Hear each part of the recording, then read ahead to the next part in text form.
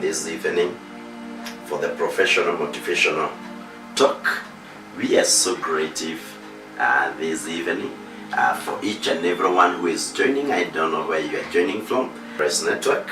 I am a professional motivational speaker, a corporate trainer, and another. I've written several books, but today I came with one of my books, and this is the book that I've written. It's called The Spirit of Excellence in the Business. These are the basic principles of this biblical principles for all the Christians that they should apply for the success of their business. And therefore I encourage you to purchase this book, because this book will open your eyes and you'll have a greater insight of what the Lord has spoken over the business, over the occupying before he comes. And therefore is one of the best books that you can ever have. And therefore I'm inviting you so that you can understand what are these spiritual principles, what are these spiritual laws that the Lord spoke regarding the business, regarding the wealth, regarding how to increase and to expand, how you can expand from 30% to 60% to 100%. Actually, this is the best book all the Christians they should have. All the Christians should read this book, and they should be able to understand it, because the book is the only thing that you can ever be able to explain to the people what the Lord has spoken to an individual, and you are able to have a wisdom transfer to the many generation. And therefore I invite you this evening so that you can have this kind of a book, The Spirit of Excellence in Business. For example, if you go to the table of the content, you are going to understand the first part. It talks about the covenant of the wealth. What are these kinds of the covenants of the wealth that they are there in the scriptures? There is the time factor, the covenant of the wealth, tapping the covenant of the prosperity, the financial security. Part 2 of this book, it is the trajectory corrective fuel of the wealth, and this is where we use the pattern of the Joseph to understand. Part 3, it is cracking the spirit of excellence, and a very good example is cracking the honey out of the lock. How do you crack it out? And the last part, the last part 4, it is the 30 declarations for every day regarding your wealth and regarding your business. So I encourage each and every person that is watching me and listening to me, you need this book.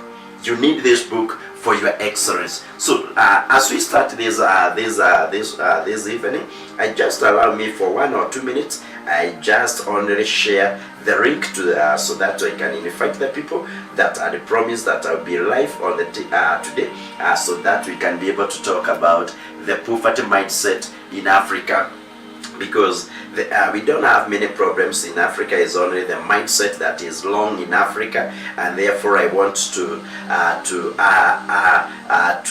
open to that, to decode. In other words, we can use the word to decode that kind of the that kind of the major problem and major challenge that is in Africa, that is facing most of the people, and that's what I want to speak tonight, and to refer it to most of the people, so that we can be able to understand what is this greater thing that unlocks our wealth in Africa, and we can be able to bring it to the understanding of each and every one of us. And after this program, I know your mindset is going to change completely.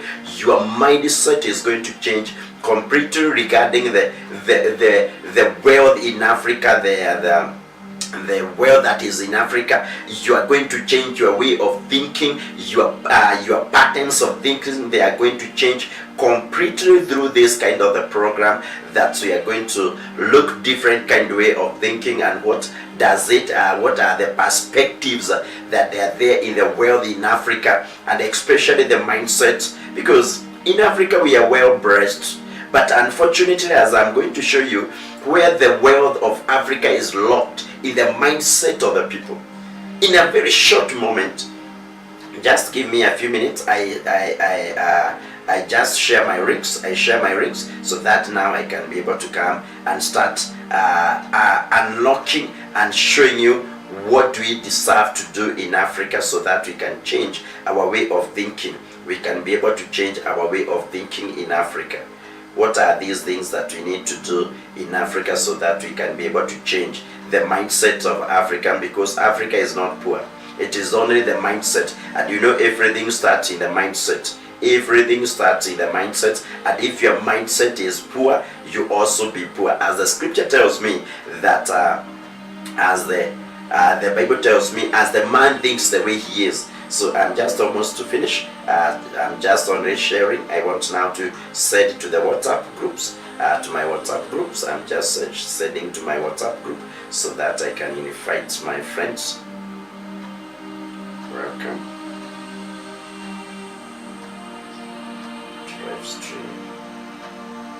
Live stream. So let me know where you are watching from, which country, which nation. Which nation you are watching from, and I would really appreciate to acknowledge you, to know where you are watching from. I'll be so grateful to see where you are watching from. I'll be so grateful. I'll be very grateful to see where you are watching from. I'll be very grateful. There is one person who told me to send the link, and I don't want to forget. I want to send it to him, that link. He told me he wants to listen to that kind of program, so I've sent. So the rest, then I finish with this one, and then we start and we look. Where is the major problem? Where is the problem in Africa? Where is our major problem? Where is this major problem that is there in Africa? That's a question I want to ask ourselves. Where is the problem in Africa? So I've done it, and then now I should give it to the TikTok people, and then they are able to do the rest.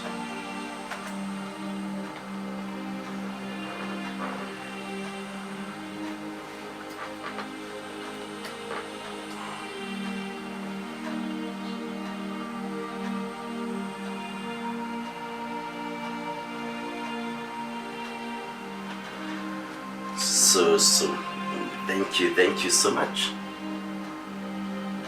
Right. So welcome. Thank you so much for each and every one of us that is joining. I don't know where you are joining from, but I'm so grateful as I give this kind of talk this evening. So now my question was this: where is the problem in Africa? Is it that we don't have the wealth? Is it that we don't have the minerals? Is it that we don't have the learned people? Is it that we don't have the effective systems? Or is it the infrastructures that's there in Africa that's there alone? Is it the leadership and the governorship in Africa? Or is it the innovation that is wrong in Africa? So, just a minute, I have remembered. What is this major problem that's in Africa we face, that makes the Africa to look lesser, as if it's for the lesser God compared with other fast developed nations? What might be the problem? I will be able to give several examples. It is in Africa where we export the labor to other nations. It is only in Africa where we get the second clothes that they are sold in Africa. So what might be the problem that causes and have the elements of the poverty mindset that manifest in different ways? It is often influenced by culture, by economic and historical factors. So these factors, when they are combined together, they manifest or they bring the reflection of the poverty, which is so much elevated, and it looks like an idol to be worshipped in Africa. Most of the people, when they go to the US, to the Europe, they go with the capital, their currency for the trade. It is the poverty of Africa. It is either our readers, it is either by them, they take the photos of the people suffering with the hunger, the epidemic diseases, the ignorance in education, and it becomes a currency to be used to trade. And therefore, those people who are joining us in the TikTok, our topic is the professional mindset about the poverty in Africa. So what is this that makes the Africa to become the continent? So I want to start by giving out several kinds of the poverty mindset that's there in Africa. The first kind of the mindset that is in Africa, and remember the mindset, it is the way of believing, it is the perspectives, it is the attitudes, and everything that works in the lives of the men, it is based from the minds of the men. So the men, they are the way they are by their way of thinking. I have seen some Africans, Kenyans, that I know very well. They are taken from Kenya, they go to the US, but the poverty mentality makes them to operate just like the Kenyans in the rural place. Yet they got the green card, but their behaviors and the characters and the quality of their life, it is showing. Surely they are in the first world country, but they behave like a poor rural people in Africa. Yet, why? The mindset of the Africa has never been removed in their mind. And therefore, who is there to be blamed? Who is there to be blamed? It is their way of thinking. So the first kind of the Africa poverty mindset is called the survival mindset. The first kind, the way of the Africans, they think. They focus on the meeting their daily needs without planning for their future. So all the African, not all, the Africans, this is always the way they will think in it. If they meet with their needs of the present day or the present times, that they will spend all their income on the food at immediate expense rather than saving for investment. So in other words, that survival mindset is one of the elements, because the principle of the law says whatever you get, you save 10% of it for the investment. So that 10%, whatever the amount you get, 10% of it is supposed to be saved for the investment. So you find the Africans, they have this kind of the characteristic, hard to mouth on everything that they get, but they don't have the saving system, neither the saving culture that they can ever have. So, and because of that, they end up to be in more poverty, because the saving culture is not within their system. The second kind of the mindset that the Africans they have is what we call the dependence mindset.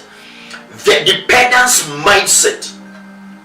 The dependence mindset, it is the belief that the external help is the solution to their poverty.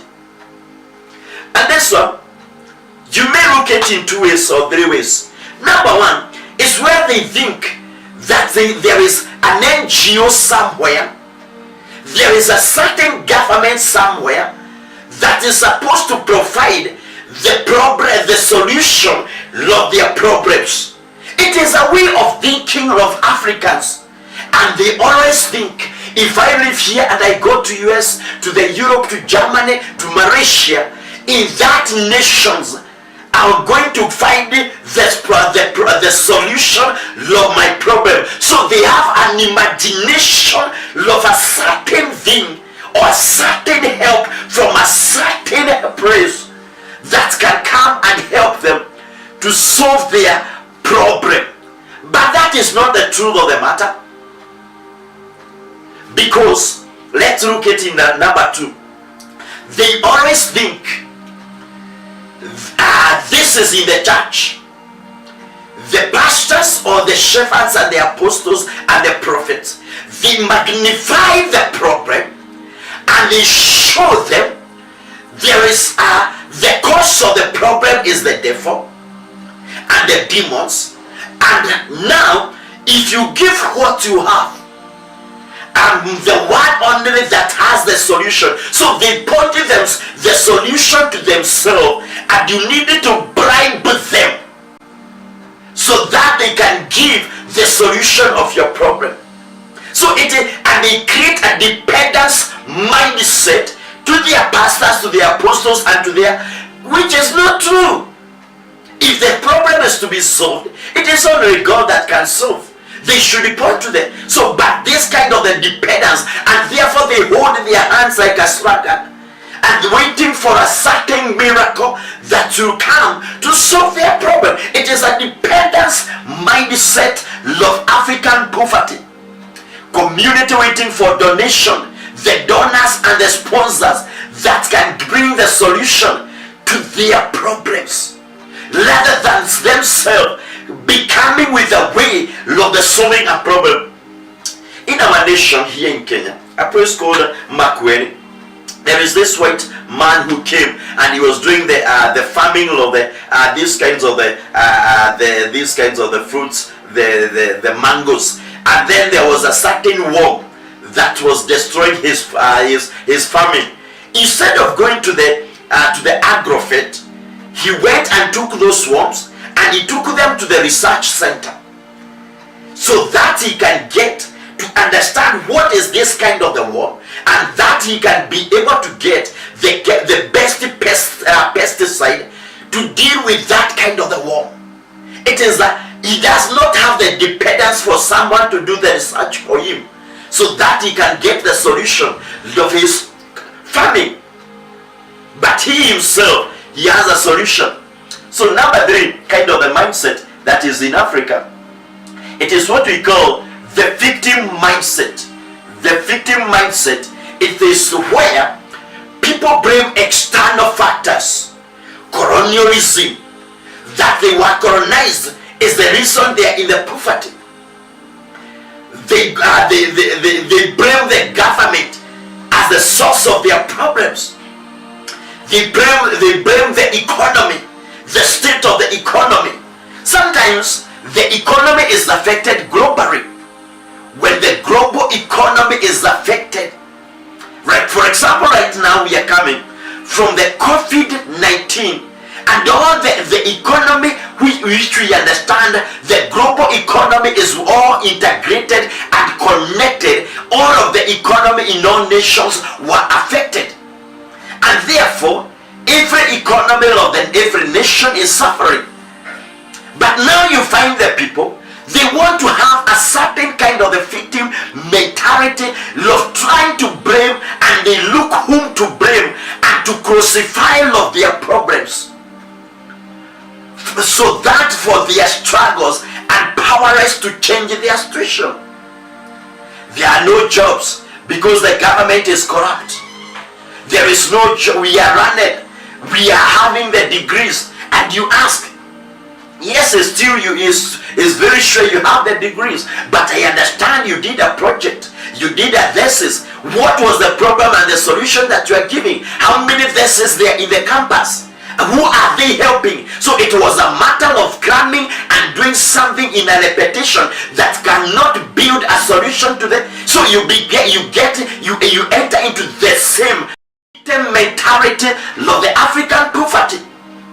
So others, they have done the biochemistry in their campus and they did the thesis, but you find in their biochemistry it is of no help to themselves until they are employed. But who do they blame? They blame the government. They blame everyone, the resource of their not having the job.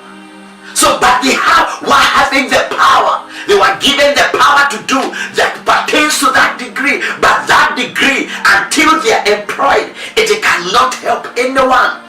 It is a poverty mentality that operates in Africa. Number 4, it is entitlement mindset of Africans, expecting financial financial support from the relatives. So if the one relative is in a certain position in government or in a company, they feel they are entitled to that. It is not by the merit of them, that person working to earn that, but they feel it is part of them that they are supposed to benefit in that position.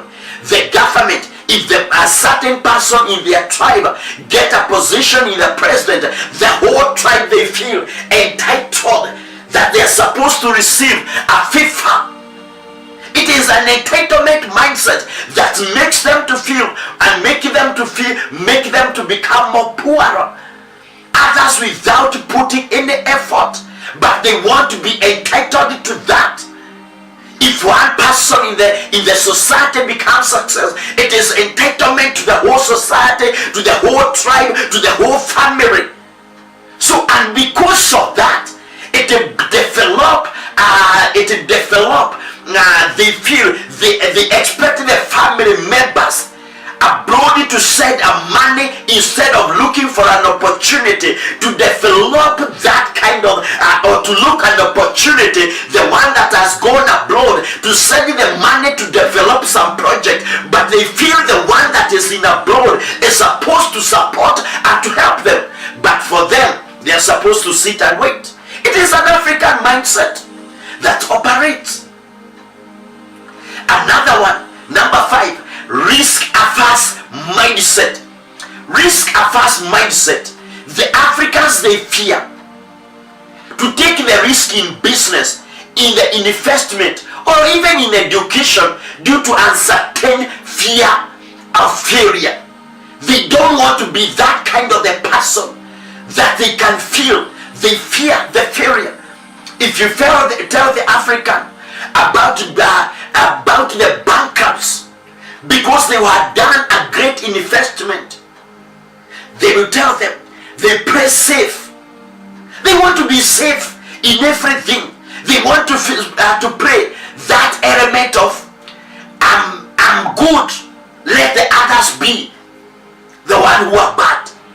Ask the new president of the United States of America. He had 4 bankrupts declared over him, but that one does not hold him to become who he is today. He risked, but he developed himself to come out of the bankrupts because he does not operate with the risk-averse, the word-averse mindset.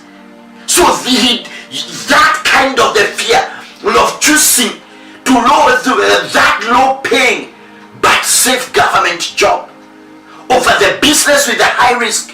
They don't want. Better to be that cold person, but they don't want to be associated with the risk. One time I remember I risked my life to do the great business,